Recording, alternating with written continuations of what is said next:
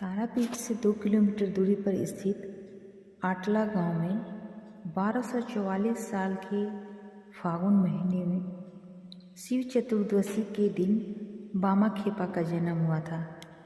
जी हाँ, नमस्कार मित्रों। आज की कहानी में सिद्ध पुरुष बामा खेपा के पिता का नाम सर्वानंद चट्टोपाध्याय था। माताजी का नाम राजकुमारी था। इनका बचपन का नाम वामाचरण था और छोटे भाई का नाम रामचरण था। 4 बहनें थीं, एक बहन का लड़का भी रहता था। इस तरह परिवार में कुल 9 सदस्य थे। घर में खाने पीने की चीज़ों का हमेशा अभाव रहता था। माता पिता बहुत धार्मिक थे और भजन कीर्तन करते रहते थे। 5 वर्ष की आयु में ही वामाचरण ने माँ तारा की बहुत सुंदर मूर्ति बनाकर उसमें 4 हाथ गले में मुंडमाला और अपने बाल उखाड़कर तारा माँ के बाल लगाए थे। पास में ही एक जामुन का पेड़ था। जामुन से ही माँ तारा का प्रसाद लगाते थे और कहते थे कि माँ तारा जामुन खा लो। माँ तारा वही जहाँ तारापीठ सिद्ध धाम है, और कहते थे कि अगर तुम नहीं खाओगी तो मैं कैसे खाऊंगा। वामाचरण धीरे धीरे बड़े होने लगे। जब वह 11 वर्ष के हुए तो उनके भाई केवल 5 वर्ष के थे और उनके ऊपर बड़ी भारी मुसीबत आई। ये कि उनके पिता सर्वानंद जी बहुत बीमार हो गए और माँ काली माँ तारा कहते हुए स्वर्ग सिधार गए। वामाचरण ने पिताजी की मृत देह को तारापीठ के शमशान में ले जाकर उसका अंतिम संस्कार किया। विधवा माँ ने किसी तरह से मांग कर श्राद्ध का काम पूरा किया। घर की हालत खराब सुनकर वामाचरण के मामा आकर दोनों भाइयों को अपने घर 9 ग्राम में ले गए। वामाचरण गाय चराने लगे और रामचरण गाय के लिए घास काट कर लाते और आधा पेट झूठा भात खाकर रहते।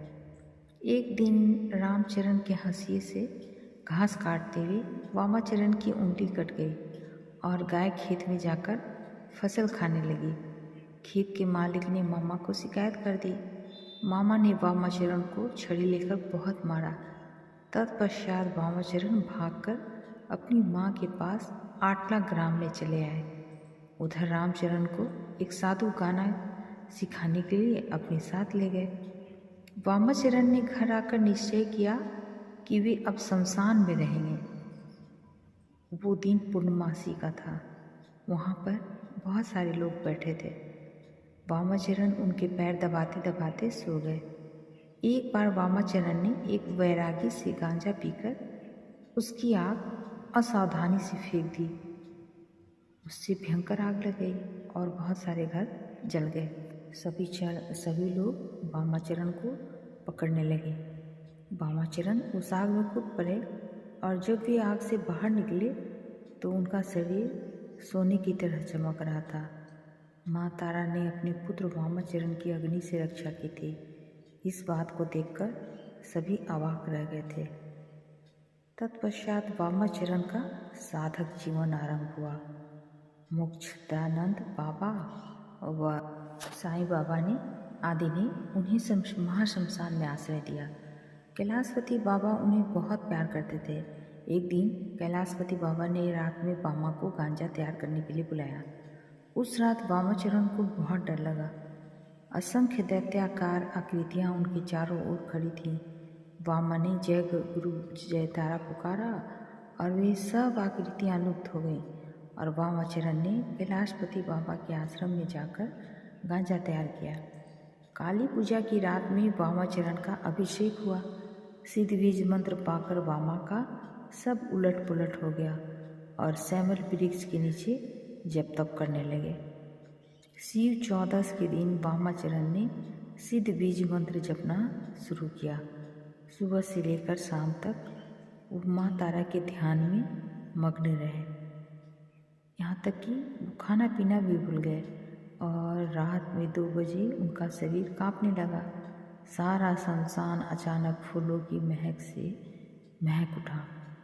नीले आकाश से ज्योति फूट पड़ी और चारों तरफ प्रकाश ही प्रकाश फैल गया। उसी प्रकाश में वामाचरण को माँ तारा के दर्शन हुए। बाघ की खाल पहने हुए, एक हाथ में तलवार, एक हाथ में कंकाल की खोपड़ी, एक हाथ में कमल फूल और एक हाथ में अस्त्र लिए हुए, आलता लगे पैरों में पायल पहने, खुले हुए केश, जीभ बाहर निकली हुई, गले में जावा फूल की माला पहने, मंद मंद मुस्कुराती हुई माँ तारा वामा के सम्मुख खड़ी हो गई। वामाचरण उस भव्य और सुंदर दिव्य को देखकर खुशी से भर गए। 18 वर्ष की अल्पायु में और विश्वास के बल पर वामा को सिद्धि प्राप्त हुई और वे वामाचरण संसार में पूज्य हुए। जिस प्रकार परमहंस रामकृष्ण को दक्षिणेश्वर में माँ काली के दर्शन हुए थे, उसी प्रकार वामचरण को भी तारापीठ के महाश्मशान में माँ तारा के दर्शन हुए थे। वामाचरण की माता का स्वर्गवास हो गया। उस समय द्वारका नदी में बाढ़ आई हुई थी, किंतु वामाचरण तारा माँ कहते हुए नदी में कूद गए और नदी के दूसरे किनारे पर पहुंचकर अपनी माता के मृत शरीर को अपनी पीठ पर रखकर फिर पानी में कूद पड़े और वहाँ शमशान में लाकर अपनी माँ का अंतिम संस्कार किया। माँ के श्राद्ध के दिन खाली जमीन साफ कराकर सब गांव वालों को निमंत्रण भेज दिया। अपने आप अनेक प्रकार के स्वादिष्ट पकवान वामाचरण के घर में आने लगे। सारे गांव के अतिथिगण राजाओं के खाने योग्य जैसे 36 प्रकार के पकवान खाने लगे। तभी आकाश में घने बादल छा गए। वामाचरण ने माँ तारा को याद करके लकड़ी लेकर उससे चारों तरफ एक घेरा खींच दिया। मूसलाधार बारिश हुई, परंतु घेरे के अंदर एक बूंद पानी नहीं गिरा और अतिथियों ने आनंदपूर्वक भोजन किया। जब अतिथिगण भोजन करके जाने लगे तो वामाचरण ने माँ तारा को याद करके बादलों को साफ कर दिया और बारिश रुक गई। वामाचरण को देखने से लगता था कि वह बड़े कठोर हैं, लेकिन उनका हृदय बड़ा पवित्र तथा कोमल था। वे अपने भक्तों के अनुरोध पर कई असाध्य रोगों को ठीक कर दिया करते थे। धीरे धीरे वामाचरण की उम्र भी बढ़ती गई और वे 72 साल के हो गए। कृष्णाष्टमी का दिन था। वामाचरण तारा माँ का प्रसाद खा रहे थे। अचानक कुत्ते बड़ी जोर से चिल्लाने लगे। फिर एक कंकाल की तरह के चेहरे वाला एक सन्यासी आया और फीकी सी हंसी हंसते हुए बोला, अब क्या बाबा, चलो तुमको अपने साथ ही ले चलूँगा। उस दिन भक्त लोग उनको घेर कर बैठे रहे। बाबा की सांस जोर जोर से चल रही थी। अचानक उनकी नाक का अग्रभाग लाल हो उठा। सभी लोग तारा माँ पुकारने लगे और तारा माँ सुनाई पड़ने के साथ ही वामाचरण का शरीर स्थिर हो गया और एक महायोगी योग माया में लीन हो गया। चारों ओर वामाचरण के स्वर्ग सिधारने की खबर फैल गई और वीरभूमि जिले के सभी लोग उस सिद्ध पुरुष के दर्शन करने के लिए उमड़ पड़े। महाश्मशान के पास ही एक नीम के पेड़ के नीचे उनको समाधि दी गई। तारा माँ का सबसे योग्य पुत्र तारा माँ में ही समा गया। महाश्मशान में तारा माँ का पादपद मंदिर है। यह असली जगह है। यहाँ पर आकर यात्री लोग अपनी मनोकामना के लिए ध्यान करते हैं और उनकी मनोकामना पूर्ण हो जाती है। इस मंदिर के पास में ही वामाचरण यानी वामा खेपा का समाधि मंदिर है। वामाचरण को ही वामा खेपा के नाम से जाना जाता है। शमशान में बड़े बड़े साधु संतों की समाधियाँ भी हैं और साथ में कई समाधि मंदिर भी हैं। अभी भी शमशान में बहुत साधु अपनी अपनी कुटी बनाकर रहते हैं। यहाँ पर बहुत मुर्दे भी जलाए जाते हैं। नदी में बाढ़ आने पर भी चिता पर पानी नहीं आता है। यही एक खास बात है यहाँ की। तारापीठ में बहुत साधु अपना आश्रम बना चुके हैं, जैसा कि पाद निकेतन आश्रम है जो धर्मशाला के सामने है।